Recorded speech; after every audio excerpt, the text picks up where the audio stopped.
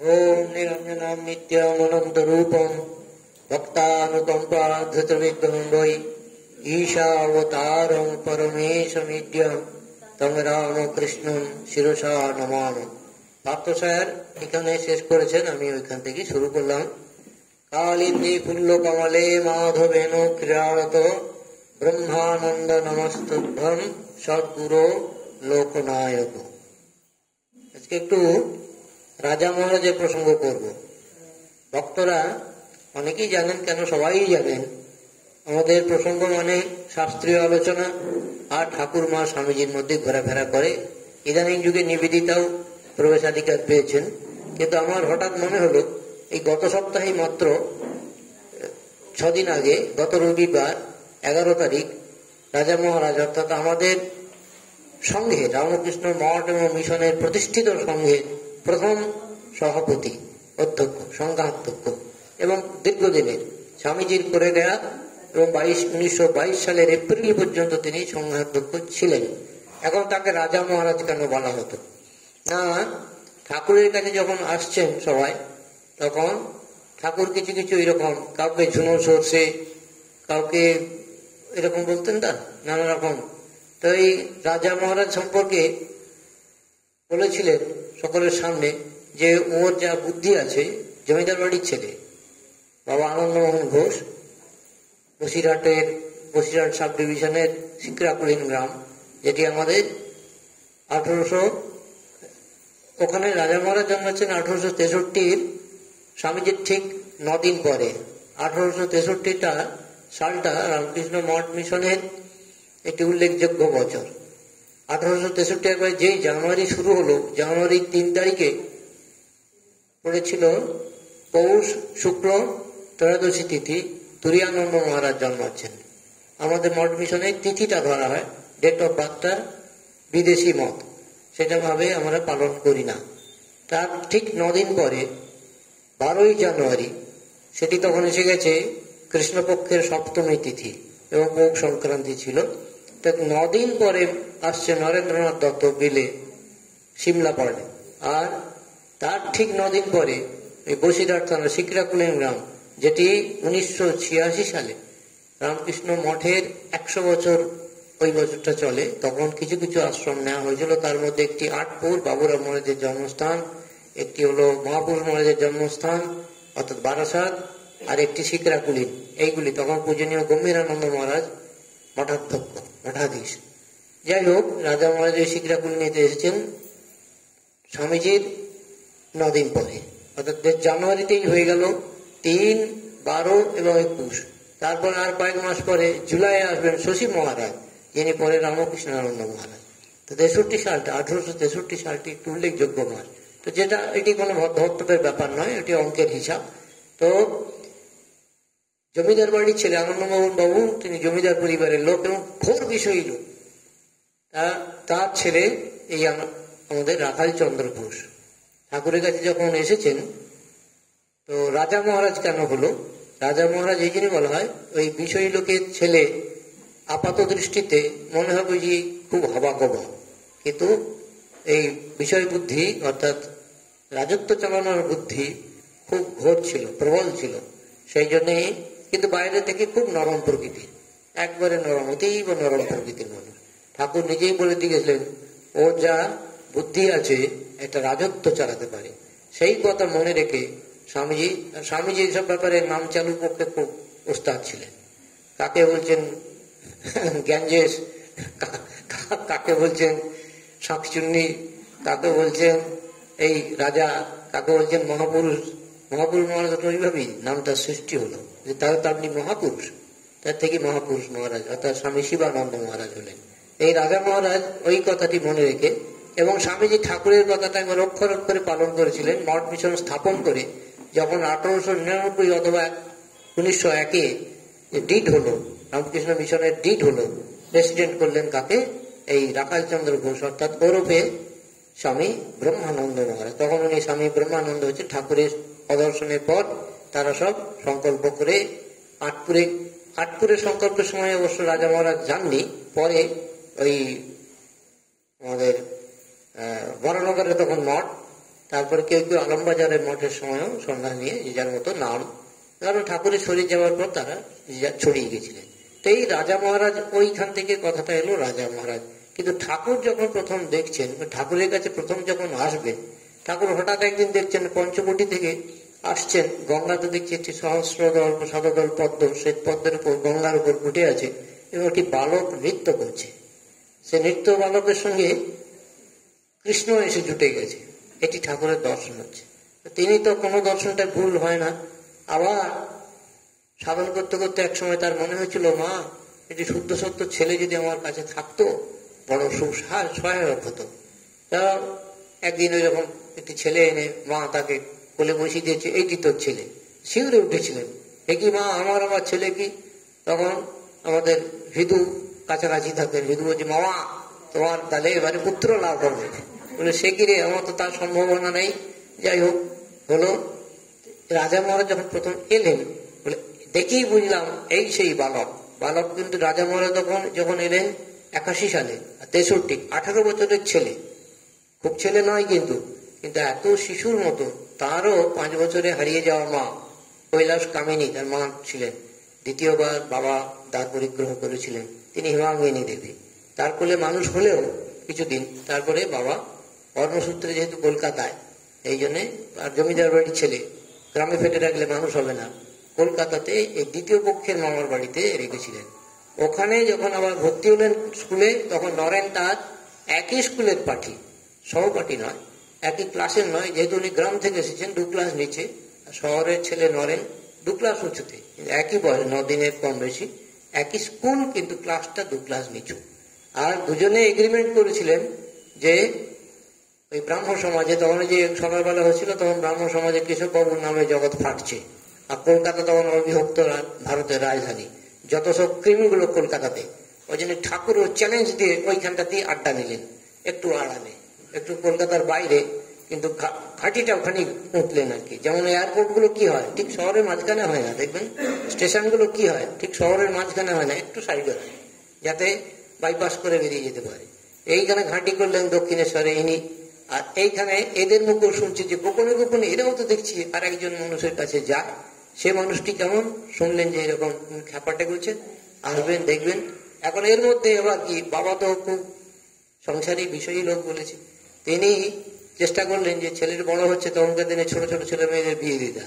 তো তখন একটি 10-12 বছরের মেয়ের সঙ্গে যার সঙ্গে পরিণয় হলো, তিনি আবার তার বড় শালা মনমোহন মিত্র, মনমোহনের কথা এসেছিল একটু আগে, কে যেন বললেন, মনমোহন মিত্রের বোন হয়। তারপরে তার মা হচ্ছে আমাদের শ্যামাসুন্দরী, শ্যামাসুন্দরী ঠাকুরের ভক্ত। আসছে ছেলে, দেখছি যে ছেলে যাতে সংসারী হয়, বাবা বিয়ে দিলেন, বলো উল্টা সঞ্জীবী রাম। এসে শাশুড়ি বলছেন, বাবার এই যে সাধু হয়ে যাবে, সেই সৌভাগ্য কি আমার হবে? বিয়ায় কমপ্লেন করছে শাশুড়ির কাছে, বিয়ানের কাছে, যে এত যদি সাধুর কাছে আসে থাকে, তাহলে তো ছেলে জামাই, মানে আমার ছেলে সাধু হয়ে যাবে। শাশুড়ি কোথায় সেটাকে বিরোধিতা করবার কথা, সে সমর্থন করছে, আমার সে সৌভাগ্য কি হবে, জামাই সাধু হয়ে চলে যাবে। মেয়ের কথা একবারও ভাবেনি। তো ঠাকুর তাকে আবার মেয়ের সঙ্গেই নিয়ে এসেছেন যখন, তখন ঠাকুর তার লক্ষণ টক্ষণ দেখে বললেন, না, এ বিদ্যার শক্তি ছেলের সাধন পথে কোনো অসহায় হবে না, সহায়িকাই হবে, দেবী শক্তি বলে মার কাছে পাঠিয়েছেন। তখন আমাদের মা আছেন, এই নহবতের কথা হচ্ছিল, নহবতে গিয়ে বলে পাঠাচ্ছেন যে ছেলে, যখন এলেন বলে এই তো এই ছেলে দেখলাম, এইটি তোমার মানস সূত্র। যখন আমার কোলে বসিয়ে দিয়েছেন, আগের ঘটনা বলছে, যখন কোলে বসিয়ে দিয়েছেন মা তাকে, একটি ছেলে, যেটি হৃদয় থেকে বললো, মামা তোমার এবারে পুত্র লাভ হবে, আমাদের একটি মামা তো ভাই হবে, সেরকম কোনো সম্ভাবনা নেই। মা তার ঠিক করে দিলেন যে মা এরকম কেন হলো, না এটি তোমার এই জাগতিক পুত্র নয়, এ হচ্ছে আধ্যাত্মিক জগতের ধর্মপুত্র, তোমার মানস পুত্র। সেই কথা মনে রেখে যখন ছোট মেয়েটি বৌমা হিসেবে এসেছে মায়ের কাছে, আমাদের মায়ের কাছে, এবং বলে পাঠিয়েছে যেন টাকা দিয়ে মুখ দেখে, তখনকার রীতি অনুযায়ী বউকে এসো মা লক্ষ্মী করে যে বলা হয়, সেটি না হয়। কিন্তু রাজা মহারাজকে তিনি আস্তে আস্তে নিজের, দেখুন কিরকম ঠাকুর যে সমন্বয়ের অবতার, এবং ঠাকুর স্বামীজি বলে গেছেন অবতার বরিষ্ঠ, খুব ভাববার বিষয়, অন্যভাবে মানে করবেন না, আমি এগুলো একটু একটু ভাবি মাঝে মাঝে। রাজা মহারাজ দেখুন, এটা বিয়ে করা ছেলে, জমিদার বাড়ি, ঘোর ঘোর সংসারী বিষয়ী। বাবা তার একটা ইন্টারেস্ট কি, ছেলেটা এখানে আসছে খারাপ কিছু নয়, তার ইন্টারেস্ট হচ্ছে এই বুড়োর কাছে দেখছি যে বড় বড় উকিল ব্যারিস্টাররা আসে, তাহলে আমার ছেলে যদি আসে ওই তাদের সঙ্গে আমার গুজগুজনি হবে, মানে আমার রাজত্ব চালাতে সহায়ক হবে ছেলের মাধ্যমে, তাহলে ছেলে যদি আসে তো আসুক না। তখন ঠাকুর সে কথাটি ভেবতে একদিন জিজ্ঞেস করছেন, রাখাল যে এখানে আসে তোমার কি তাতে কোনো কষ্ট আছে? বললে না মশা, সে কি মশা, রাখাল তো আপনারই ছেলে, তো মাঝে মাঝে আপনার কাছে যায়, এটি দেখবেন। আর রাখালকে বললো কিরে তুই তো সংসার টংসার করবে যা, বললে মশাই আমার আগ্রহী লাগে, কিন্তু দেখেই বলেছিলেন এ হচ্ছে নিত্য সিদ্ধ ব্রজের রাখাল, যাকে আমি দেখেছিলাম গঙ্গায় নৃত্য করতে কিছুদিন আগে, ভাবে দেখেছিলাম, এই সেই রাখাল, এই সেই আমার ব্রজের রাখাল। আর সেই ব্রজের রাখাল নিত্য সিদ্ধ, জগতের কল্যাণের জন্য শরীর ধারণ করে, বিয়ে হয়েছে, মায়ের একটি পুত্র লাভও হয়েছে। যখন ঠাকুরের কাছে আসা যাওয়া করছে হঠাৎ শরীর খারাপ হয়েছে, জমিদার বাড়ি ছেলেগুলো আগে সব ছিল কি, শরীর খারাপ হলে বাংলায় জলভাগ শুট করতো না, পশ্চিমে পাঠিয়ে দিত, বৃন্দাবনে পাঠিয়ে দিয়েছে। সেখানে বৃন্দাবনে বলরাম বাবুদের বাড়ির সম্পর্ক করে ওখানে তাদের বাড়িতে থাকছেন বৈঠকখানায়, সেখান থেকে সেখানে আবার শরীর খারাপ, তিনি আবার এখানে সংবাদ পেয়ে মানত করছেন মার কাছে, মা আমার রাখালকে ফিরিয়ে দে মা, কি হবে, তার শরীর খারাপ কি হবে। এ করে রাখাল ফিরে এলেন, আসতে দেশের বাড়িতে গিয়ে কিছুদিন সেখানে বিশ্রাম নিলেন। সেটিকে তিনি মা ঠাকুর আবার সেটি বলছেন যে রাখাল বাবু যে ফিরলেন এতদিন পরে, অন্যান্য ভক্তরা তাকে তো কেউ দেখছি না, না সে এখন পেনশন খাচ্ছে, ওই সুযোগে ওই পেনশন খাওয়ার সুযোগে একটি পুত্র লাভ হয়, এবং পুত্রটি বছর 10 হয়েছে, ঠাকুরের সঙ্গে শরীর গেছে, কিন্তু ঠাকুর শুনেই গেছেন যে রাখালের একটি পুত্র লাভ হয়েছে, শুনেছি তার একটি পুত্র হয়েছে। আমি বলতাম রাখাল যা, রাখাল টাখাল এখন বুঝেছে, দেখবেন এরকমই আছে, রাখাল টাখাল এখন বুঝেছে কোনটা সত্য কোনটা অনিত্য, তাই সে আর ওই পথে যেতে চায় না। তাকেও জিজ্ঞেস করতো, জানা তুই একটু কেন, একটু আমার আঘাত করবে, জানা তো ছেলে আছে বউ আছে, না মশাই আলু নি লাগে। তো এই হচ্ছে আমাদের সাক্ষ্য সুন্দরের কথা এসেছিল, সাক্ষ্য সুন্দরেরও ঠিক তাই, তরুণী ভার্যা শিশুপুত্র রেখে বুদ্ধ হয়ে গেলেন। আবার আমাদের চৈতন্য মহাপ্রভুর কথা ভেবে দেখুন, হয়তো পুত্র পুত্রী নেই, তরুণী ভার্যাকে ছেড়ে রাতারাতি চলে যাচ্ছে, সেসব দৃশ্য ক্যালেন্ডারে আগে দেখা যেত, কিরকম ভাবে ছেড়ে যাচ্ছে আর মেয়েটা ঘুমাচ্ছে, সেই ছেড়ে যাওয়া দৃশ্যের ক্যালেন্ডার কাল্পনিক আঁকা থাকতো। এইগুলো ঠাকুরের যেটা বলছে অবতার বরিষ্ঠ, আবার তিনি বলছেন যে রাখাল আমার ব্রজের রাখাল, শুধু ব্রজের রাখাল নয়, নিত্য সিদ্ধ, শুধু নিত্য সিদ্ধ নয়, মানস পুত্র, একবার পুত্র বলে ছেলে বলে তার ছেলের সম্মান পাচ্ছে। এবং পরবর্তীকালে বলছেন যে দেখ আমি যা যা রেখে যাব, সে সাধন সম্পদই হোক আর জগতের সম্পদই হোক, কি হয় বাবার সম্পদ কারা পায়, ছেলেরা পায়, বলে তোরাই তো পাবি, কি বল, জিজ্ঞেস করেছেন। তবে তার মধ্যে রাখাল আবার মানুষ পুত্র চিহ্নিত, সেই কথা ভেবে স্বামীজি বলেছিলেন যে আধ্যাত্মিকতার দিক দিয়ে রাজাই আমাদের সর্বশ্রেষ্ঠ, সেই কথা মনে রেখে তাকে প্রেসিডেন্ট করে গেছেন, নিজে শেষের দিকে কিছু ছিলেন না। প্রথমে যখন সমিতি গঠন করেন তখন হয়তো ছিলেন, আর রাজাকে বা রাখাল ব্রহ্মানন্দকে বলে করেছিলেন কলকাতার প্রেসিডেন্ট, পরকালে হলো পুরো রামকৃষ্ণ মঠ মিশনের প্রেসিডেন্ট। যখন ডিড হলো তখন থেকে তিনি নিজের নামটাকে এলিমিনেট করে সরিয়ে দিয়ে রাজা মহারাজের প্রেসিডেন্ট করেছিলেন, এবং শরৎ মহারাজ স্বামী শারদানন্দ মহারাজকে সেক্রেটারি করেছিলেন। সেই ঠাকুর যেখানে আরো দেখুন ভাবলে যে আবার বলছে আমার যারা ঈশ্বরকোটি তাদের মধ্যে কি ঈশ্বরকোটি 5 জনকে বলেছিলেন, 6 জন মোট, তার মধ্যে 5 জন সন্ন্যাসী, নরেন, রাখাল, নিরঞ্জন, যোগেন, বাবুরাম, এই 5 সন্ন্যাসী হয়েছিল। এবং কি অদ্ভুত দেখুন, এর মধ্যে যোগেনেরও বিয়ে হয়েছিল আর রাখালেরও বিয়ে হয়েছে, শুধু বাবুরামের হয়নি, নিরঞ্জনের হয়নি, নরেনের হয়নি, 2 জনকে দেখুন বিবাহিত। আবার বলছেন ঈশ্বরকোটি, আবার বলছেন আমার মানুষ পুত্র, ব্রজের রাখা, নিত্য সিদ্ধ। যে আবার দেখে বলছেন যে নরেন হচ্ছে নিরাকারের ঘর, রাখাল হচ্ছে সাকারের ঘর, অর্থাৎ তার সাকারে বিশ্বাস এবং সাকার মূর্তির দর্শন হবে। পরবর্তীকালে যে আধ্যাত্মিক সম্বন্ধে রাজা, সত্যিটাই আমাদের প্রভু আনন্দ মহারাজ তাদের শিষ্য ছিলেন, যা দেখবেন আমাদের এখনো থাকতে পারে নারদীয় ভক্তিসূত্র বই।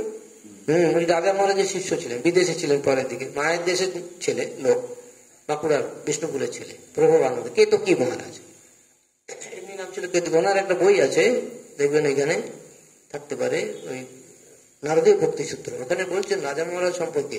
এই রাজা মহারাজকে জিজ্ঞেস করছি, আমার গুরুকে আমি জিজ্ঞেস করছি যে আপনি এই বললেন অমুক দিনে যাব, আবার এখন বলছে যাব না, সব ঠিক হয়ে গেল। প্রায়ই এই কথাটা উনি চেঞ্জ করেন, ধরেছে আপনি প্রায়ই এরকম বলেন। বলে দেখ, একটা কথা জেনে রাখ, ভক্তদের অনুরোধে আমি যাওয়ার দিন ঠিক করি, সেটা আমি ঠিক করি। তারপরে যাবার সময় আসলে ঠাকুর যা বলেন তাই করি। আমি যেটা ঠিক করেছি ঠাকুর আমাকে সেটা বারণ করছে, আমি কোনো মতেই করতে পারি না। তখন উনি ঘুরিয়ে বলছে, তাহলে কি ঠাকুর আপনার সঙ্গে কথা কয়? বলছে নিত্য কথা হয়, নিত্য প্রতিনিয়ত কথা হয়। যেমন ঠাকুর বলেছিলেন, দেখছি কি রে, একবারে কথা বলি, যেমন তোর সঙ্গে কথা বলছি, তোকেও দেখাতে পারি। তিনি বলছেন যে এই আমার গুরু রাজা মহারাজ, এই আমার গুরু ব্রহ্মানন্দ মহারাজ। তিনি সত্যি সত্যি ব্রহ্মানন্দে থাকেন, কিন্তু ছল করে ছিপ ফেলেন মানুষকে দেখানোর জন্য, ছিপ ফেলেন, গড়গড়ায় টান দেন, তাস খেলেন। কিন্তু যে তার সঙ্গে ঢুকেছে, উদাহরণ দিয়ে বলছেন, ইলেকট্রিক তার জানো, জ্যান্ত কি মৃত হাত দিলে বুঝতে পারবে, মনে হয় মরা তার। যেটা মৃত তার সেটা হাত দিলে তোমার কিছুই হবে না, আর যদি সেটা খুব হাই ভোল্টেজের হয়, তুমি ছোঁয়া মাত্রই তার প্রতিক্রিয়াটা জানতে পারবে। ঠিক এরা তেমন, যখন তাদের ছোঁয়া পাবে, যখন তাদের আশীর্বাদ পাবে, যখন তাদের কৃপা পাবে, যখন তাদের স্নেহধন্য হবে, তখন তুমি তরে যাবে। তার আগে কিচ্ছুটি বুঝতে পারবে না। পূজনীয় বোধিসত্ত্ব মহারাজ বলতেন এই ঘটনাটি, রাজা মহারাজের জন্মতিথি হলে ওনার কাছে কি সাধু ব্রহ্মচারী একটু ভিড় করতো। তারপর ওনাকে শুনেছি রাজা মহারাজ তখন বলরাম মন্দিরে আছে, ভুবনেশ্বরে বেশিরভাগ থাকতেন, ভুবনেশ্বরে আশ্রম করেছিলেন শেষের দিকে। সেটাও হয়েছে 100 বছর বেশি হয়ে গেছে, 18 সালে, 18-19 সালে হয়েছিল। লকডাউনের আগে 100 বছর হয়ে গেছে ভুবনেশ্বর আশ্রম।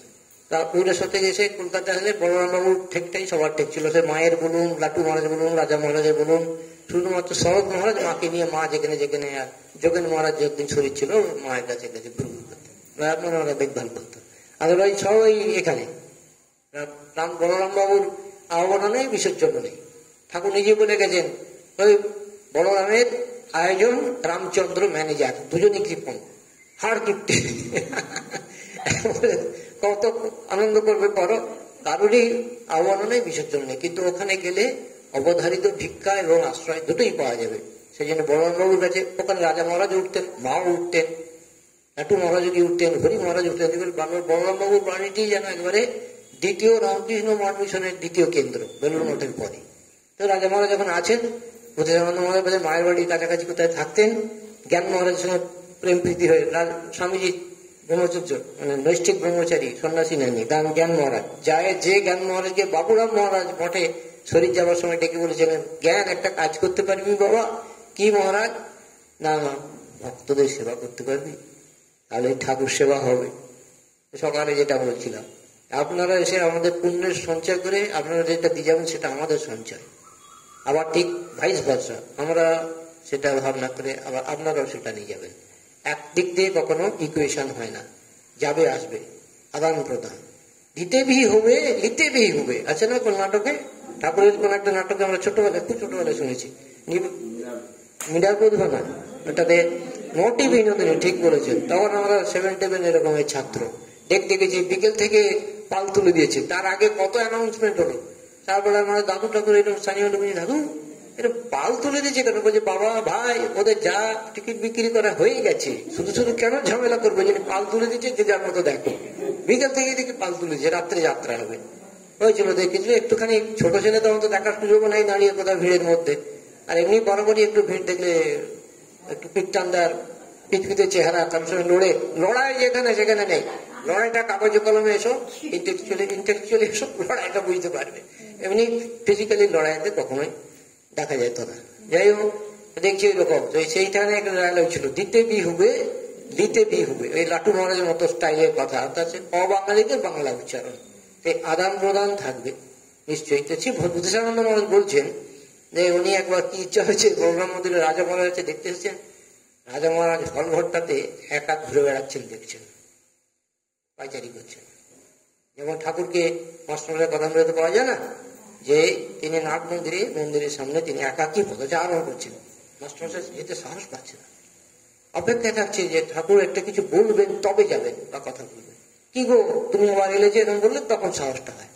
এই ইনিও রাজা মহারাজের মধ্যে কিন্তু ইচ্ছা করবেন, ইচ্ছা করেন মহারাজকে প্রণাম করেন বা একটু কথা বলেন, আশীর্বাদ নেন। বুঝলেন মহারাজ তার ছোটবেলার সাধু। এদিকে তিনি বলবার আগে ওই দেখছেন উনি ঘুরছেন ফিরছেন হলটার মধ্যে, ইনি বলবার বলে অপেক্ষা করছেন কিছু কিভাবে যোগাযোগ হবে। রাজা মহারাজ নিজের ঠিকই বলছেন, আজ আমার শরীরটা বড় খারাপ বলছেন। রাজা মহারাজ নিজের মনেই বলছেন, আজ আমার শরীরটা বড় খারাপ। বলছে এটা আমি পরে, রাজা মহারাজ কেন এরকম বলছেন, পরে বুঝতে পারলাম, সেদিনেও নয় অনেক পরে বুঝতে পারলাম যে উনি ওইরকম একটা ভান করে রাখেন, ওই ভানটা ভেঙে যে আসবে তাহলেই সে ধানটা ভাঙতে পারবে। ওই ভানটা ভাঙতে হবে, ওই ভান ভেঙে গেলে বলে যেটা যে উদাহরণ দিয়েছেন প্রভু আনন্দজি মহারাজ, তুমি এটা সত্যি তার কি জানতো তার কি মৃত তার তুমি হাত পাও বুঝতে পারবে। তো কথাটা বলছেন এরকম যে অনজ্ঞ দেখতে পায়, তাহলে প্রত্যেক কথা আপনি ঠাকুরের, হ্যাঁ প্রত্যেকটা কথাই আমরা মনে করতে পারি। বাবুরাম মহারাজের ক্ষেত্রেও ঠিক তাই ছিল। মঠের পুরনো মন্দির দোতলায়, যেটা আপনারা ওই আম গাছের পাশ দিয়ে যান, ওপরে উঠে গঙ্গাকে পিছন দিকে ঘুরে ঢুকে গেলেন, ওইখানে এসেছে মালদা থেকে সব লোক নিতে এসেছে, মালদা মানে বাংলাদেশ থেকে এসে নিয়ে যাবে বলে সব ঠিক আগে থেকে চিঠিপত্র হয়েছে, উনি বেদে পুজো সব রেডি হয়েছে, ঠাকুরকে প্রণাম করতে গেছে। নেমেই বলছে যাওয়া হবে না, কি সর্বনাশ, এতদিন ধরে সব প্রচার হয়েছে যাবে বলে ঠিক বেরিয়ে পড়েছেন, এখন হঠাৎ ঠাকুর থেকে নেমে বলছে যাওয়া হবে না। তারপর জানা গেল ঠাকুর নিষেধ করেছে যাসনি। তারপরে যখন যাসনি হলো না, যাওয়া হলো না, তারা দুঃখ করে ফিরে গেল অন্যভাবে। যেভাবে দেখছেন যে জাহাজটাতে ওই গোয়ালন্দর বন্দর থেকে পেরিয়ে যাওয়ার কথা পদ্মা, সেই শিডিউল জাহাজটি ডুবে গেছে এবং অনেকগুলো মৃত্যুর খবর পাওয়া গেছে। এইভাবে তাদের সব নিত্য যোগ ছিল। ও আর একজন তো ঈশ্বরপতি, এবং ঠিক রাখাল বাবুরাম, দেখুন কথা বলে প্রায় পাতায় পাতায় লেখা আছে, উপস্থিত আছে রাখাল বাবুরাম মাস্টার প্রভৃতি ভক্তরা। রাখাল যেখানে আছে বাবুরামও সেখানে আছে, প্রায় দুজনেই বৈষ্ণব বংশ একজনকে। আর ঠাকুরের কি লীলা দেখেই বলছে, আরে নরেন হচ্ছে শিবের অবতার, এ হচ্ছে আমার বাবুরামকে দেখে বলছে তো শ্রীমতীর অংশজাত, নয় নিরঞ্জনকে দেখে বলছে তুই রামচন্দ্রের অংশজাত, এরকম কাকে কাকে বলছে তুই শ্রীকৃষ্ণের মানে যীশু কৃষ্ণ ঋষিকৃষ্ণের দলে, শশী শরতরা তোদের আমি ঋষিকৃষ্ণের দলে দেখেছি, মাস্টারমশাইকে বলছে তোমাকে গৌরাঙ্গের দলে দেখেছি। এইরকম ওনার দর্শন একটাও মিথ্যা হয়নি, ওরা জানতেন না কিন্তু জানিয়ে দিয়েছেন। এ ঠাকুর আমরা বলি যে 1 জানুয়ারি 1886 ঠাকুর চৈতন্য হয়েছিলেন, মানে কল্পতরু হয়েছিলেন, কিন্তু শরৎ মহারাজ সেটাকে একবারও মানছেন না, বলছেন না উনি নিত্য কল্পতরু।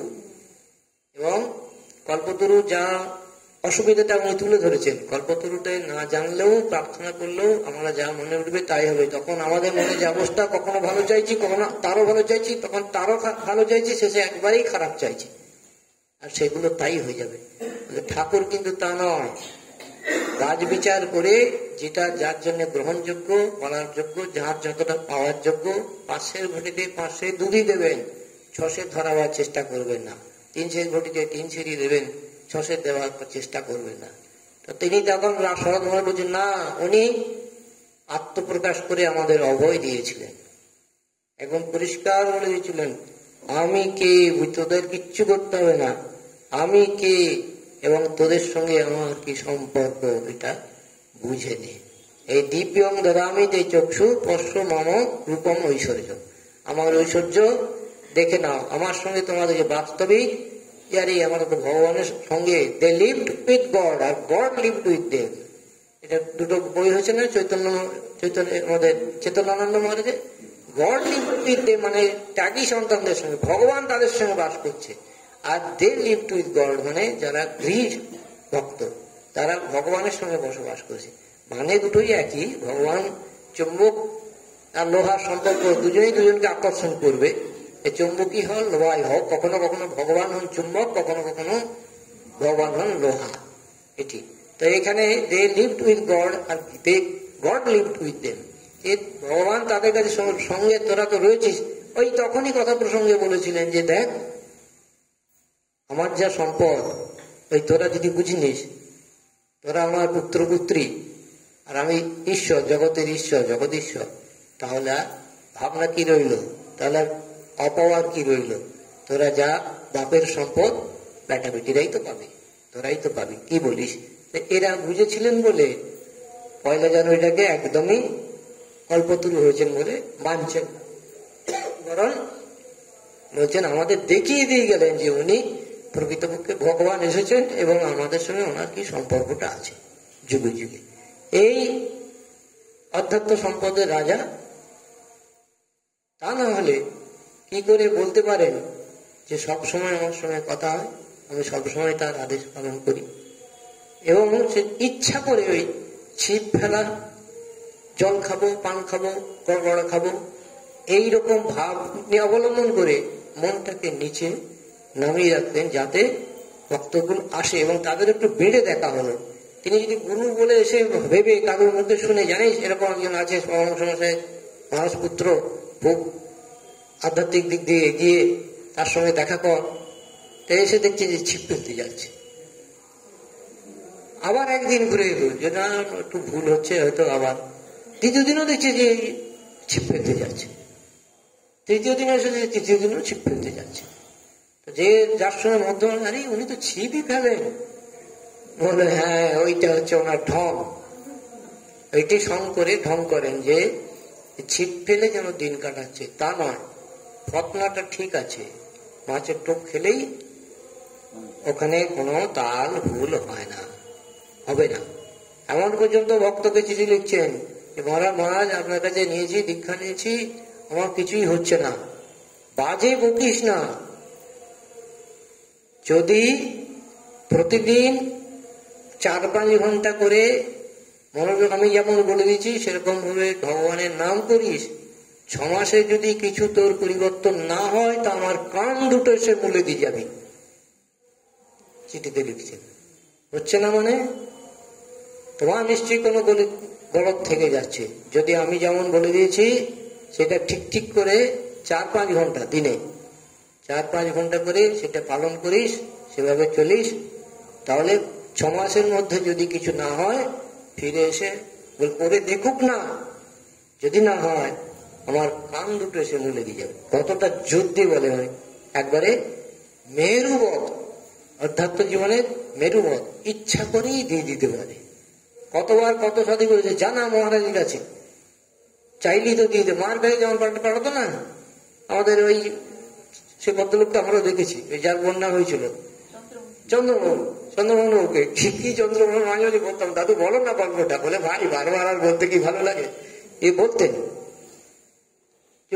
সাধুরা ধরেছে এই চন্দ্র সব কোথা থেকে না, মা উপরে পুজো করছে, ওখান থেকে এলাম, এত মার গাছের পর ঝেঁস চাইবি, বলা হ্যাঁ কেন পারবো না, খুব ছোট ছেলে মানুষের মতো। আর সাধুরতাকে ব্যবহার করছে এরকম, আর সাধুরতা জানে যে মা তো সোজা নয়, কাছাকাছি রয়েছে, দেখছে তাকে ভিড়ে দেখছে, কাকে ভিড়ে দেখছে, কাকে করছে। এবারে বলছি চন্দ্র যা তো মায়ের কাছে গিয়ে ব্রহ্মজ্ঞানটা চেয়ে নিয়ে আয় না, তুই তো তার শিষ্য, নামটা গেছেন মানে এক্ষুনি যাচ্ছি, ওই তো এইটুকু বলতে হবে তো, মা আমাকে ব্রহ্মজ্ঞানটা দিয়ে দাও।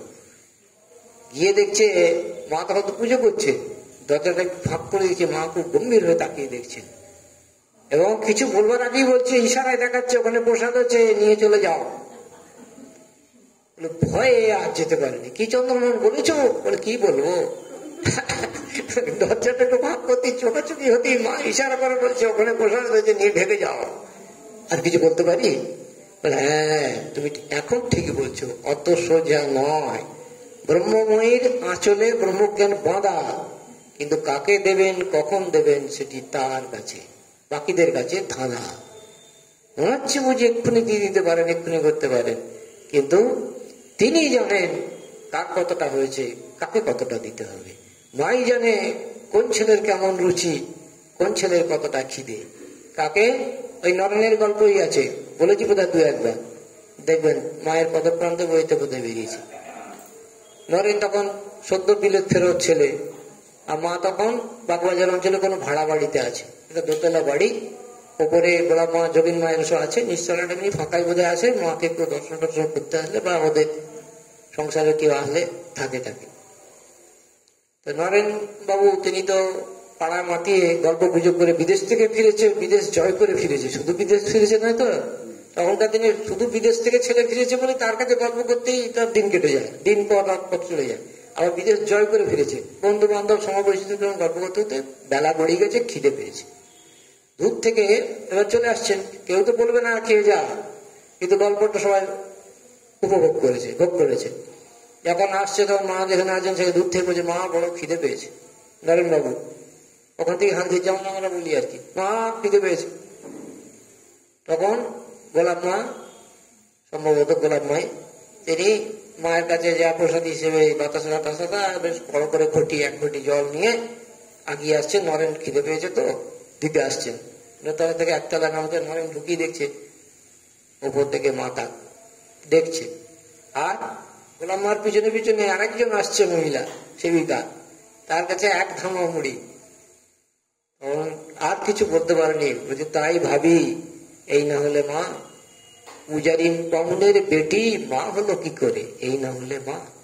পূজারী বামুনের বেটি অর্থাৎ পুজোর করার লোকের বউ তো, সে আবার মা হলো কি করে, এই না হলে মা। ছেলের কতটা খিদের দরকার, কারণ নরেন এসেছে, মোটা মোটা রুটি করবে, গাঢ় গাঢ় ছোলার ডাল করবে, সেই জিনিসটাকে মা ভুলবে? কোন বেটার কতটা খিদে, কোন বেটার কিসের রুচি, সেটি মাই ঠিক জানেন, যেটা বেটা নিজেও জানে না। এরা সব এক একজন আধ্যাত্মিক জগতের সুপার হিরো, জায়ান্ট, কিন্তু যেহেতু তার নাম রাজা, রাজা মহারাজা। একদিকে এই লোকই আবার বলছেন কি, তোরা কাজ করবো, কাজ করে করে করে কাজ। সাধু ব্রহ্মচারী লিখতেন যে আশ্রমের কাজ করেই নেয় মহন্ত মহারাজা, আমাদের জপ ধ্যানে বড় বিঘ্ন হচ্ছে। বলো, তখন উনি উত্তর দিচ্ছেন যে 4 আনার মন, অর্থাৎ 4 ভাগের 1 ভাগ মন দিয়ে যদি কাজ করিস, 3 ভাগ মন দিয়ে যদি ঠিক সাধন ভজন করিস, 4 আনা মন দিয়ে সংসারের কাজ ভেসে যাবে।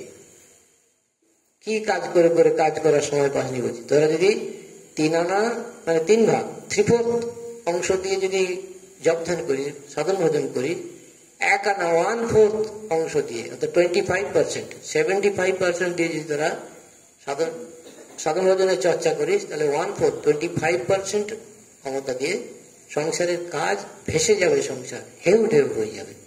উনি নিজেও তাই করে দেখাতেন। ওনার সময় গত ওনার যে পিরিয়ডটি প্রায় 23 থেকে 25 বছর ধরা হয় না, 99 থেকে ধরলে 25 বছরের সংসার, তিনি অধ্যক্ষ। কত না কত রামকৃষ্ণ মঠ মিশনের কাজ হয়েছে। হ্যাঁ, তার মধ্যে গুরুদায়িত্বে ছিলেন শরৎ মহারাজ, মায়ের সেবা সহ। কিন্তু তিনি তো আফটার অল অধ্যক্ষ, তিনি তো রাজা, রাজার মতোই ব্যবহার করে গেছেন, যেমন জাগতিক অর্থে তেমন অতি জাগতিক ধর্মের জগতে। এর কোনো প্যারালাল নেই, প্রত্যেক গুরু হয়। ওই যে স্বামীজি বলছেন না, শুরুতে বললাম যে রাজাই আমাদের, যে আধ্যাত্মিকতার দিক দিয়ে রাজাই আমাদের, কারণ বেটাই তো সব থেকে বেশি অংশটা পাবে, ভাইপোরা তো একটু কম পাবেই, যারা ভাইপো টাইপো সবই আপজ, কিন্তু তবু ভেদ খানিকটা থাকবে। ওই যার যেমন আধার, যার যতটা পাওনার জন্য নরেনকে 1 ভাব দিয়েছে, সে হচ্ছে নিরাকারের ঘর, সে তার শিবের অবতার, সে হচ্ছে নরেন্দ্র কি পরম দয়ালু, তাই তো আছে না এই গানেতে। আর এ হচ্ছে প্রভুর মানস সুত জয়শ্রী রাখালো, কি যেন, জয় মাতা শ্যামা সুতা অতি নির্মল। তারপরে আছে জয় জয় বিবেক ও আনন্দ পরম দয়ালু, প্রভুর মানস সুত জয় শ্রী রাখালো। মানস সুত মানে মানুষ পুত্র, এইটি মানুষ পুত্র মা, তার মা দেখে গেছেন, ঠাকুরের মা তাকে দেখিয়ে গেছেন। সুতরাং ঠাকুরের যা সম্পদ, ছেলে পুত্রেরও তাই সম্পদের অধিকার। এবং সেই মাও যেমন টাকা দিয়ে মুখ দেখেছিলেন বৌমার, তেমনি মায়ের যখন শরীর গেল রাজা মহারাজ তখন ভুবনেশ্বরে 20 সালে সারা রাত কারোর সঙ্গে কথা বলেননি, সেবক বলছেন যে সকালবেলা দেখি উনি একটি গরমের দিন, জুলাই মাস, এটি চাদর মুড়ি দিয়ে একটা ইজি চেয়ারেতে মহারাজ না বসা না শোয়ার মতো বসে আছেন, সারা রাত ঘুমায়নি এবং বেরিয়ে সকালে দিকে বসে আছেন। তা আমরা কথা বলতে কেউ সাহস পাই না। তারপর দেখলাম যে টেলিগ্রাম এসেছে, সরব মহারাজের টেলিগ্রাম, যে গত রাত্রে মায়ের মহাপ্রয়াণ হয়েছে। তো উনি শুনে একটি কথাও বলেননি, অনেক পরে বললেন আমি অভিসান্ন করবো। অর্থাৎ ওই যে মানুষ পুত্র, তো এই পুত্রের কাজ তিনি করেন। যেমন মা পুত্রকে পুত্রবধূকে সেভাবে গ্রহণ করেছিলেন, পুত্র সেই কথা মনে রেখে ওরা পরস্পরকে জানতেন। আমরা জানি বা না জানি, আমরা পড়ে বুঝে শুনে কতটা বুঝবো বলুন তো? এটা হচ্ছে বোঝে প্রাণ বোঝে যায়। এই আধ্যাত্মিক জগতের হিরো জায়েন্ট একবারে রাজা মহারাজ। সেই জন্যে তিনি শুধু মহারাজ নন, একবারে রাজা মহারাজ। সত্যি সত্যি আক্ষরিক অর্থে তিনি রাজা মহারাজ। জয় তো স্বামীজি, জয় তো রাজা মহারাজ, জয় মা, জয় ঠাকুর, সকলের কল্যাণ হোক। রাজা মহারাজ আমাদের সেই রকম আধ্যাত্মিকতা দিন যে সমস্ত রকম সমস্যা যেন আমরা তার ঊর্ধ্বে উঠতে পারি। ভালো থাকুন।